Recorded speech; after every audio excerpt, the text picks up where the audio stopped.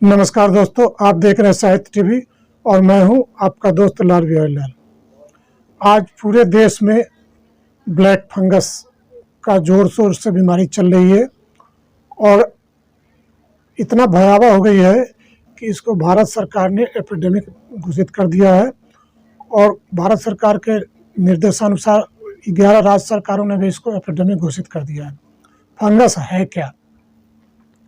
ये एक पूरी दुनिया में कुछ माइक्रोबियंस होते हैं, इसमें बैक्टीरिया, वायरस और फंगस भी उसमें शामिल है।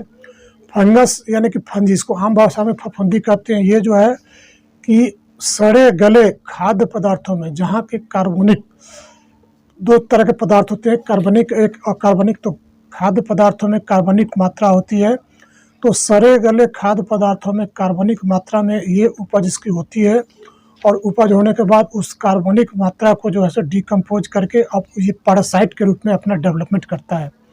और ये बहुत मामले में जनहित के लिए भी कार्य करता है, जीवों के हित के लिए भी कार्य करता है। लेकिन कुछ मामले में ऐसे होते हैं कि जैसे फफूंदी आपके फैल गया और उस दूषित भोजन को आपने ग्रहण कर लिया, तो ऐसी स्थिति में ब्लैक फंगस जो है सो आपको इन्फेक्टेड कर सकता है।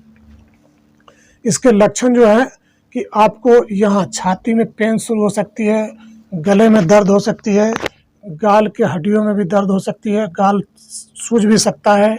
इसके बाद आँख में आपके दर्द हो सकती है, आँख में दर्द होने के बाद आँख आपका लाल हो सकता है और साथ ही साथ बुखार भी हो सकती है। और इसके अलावा इसका नया रूप भी आ गया है, ब्लैक से ये वाइट में आया। ये केंद्रीय स्वास्थ्य मंत्री डॉक्टर हर्षवर्धन जी का कहना है कि वाइट हो या कोई और भी इसका रूप हो, सब एक ही तरह के फंगस हैं। ये अलग अलग बॉडी के पार्ट्स में होते हैं, इसलिए कलर अलग अलग कलर का ये डिसाइड होता है, इसलिए होता है। लेकिन अभी हाल फिलहाल में गाजियाबाद में येलो फंगस में मिला है। वहाँ पे डॉक्टर रंजन गांधी का कहना है कि ये थोड़ा उससे ब्लैक एंड वाइट से घातक येलो फंगस है और इसका इलाज उन्होंने कहा कि इसके साथ साथ अगर येलो से ग्रसित होंगे तो इसका लक्षण हो जाएगा कि आपको शारीरिक कमजोरी भी हो जाएगी, भूख भी नहीं लगेगी, आम भाषा में कहे तो आपके इंटेस्टाइनल इन्फेक्शन भी हो सकता है। तो इससे बचने के लिए जो है सो आपको करना क्या है, इससे बचने के लिए आपको अपने घर के और आसपास के टेम्परेचर के 30 और 40 डिग्री % से नीचे नहीं होने देना है। आम भाषा में कहे तो ज़्यादा नमी नहीं होने देना है। दूसरे कि ये अक्सर उन लोगों को होता है जिसमें इम्यूनी सिस्टम कमज़ोर होता है। इम्यूनी सिस्टम 3-4 लोगों को कमज़ोर होता है, या तो जो शुगर से के रोग से बीमारी से ग्रसित है उनका इम्यूनी सिस्टम कमज़ोर होता है। दूसरे होता है कि जो अभी हाल फिलहाल में कोविड, जिनको ऑक्सीजन की मात्रा दी गई है, चूँकि उसमें लिक्विड होता है, तो उनका भी इम्यूनी कमज़ोर हो जाता है। और इसके साथ ही साथ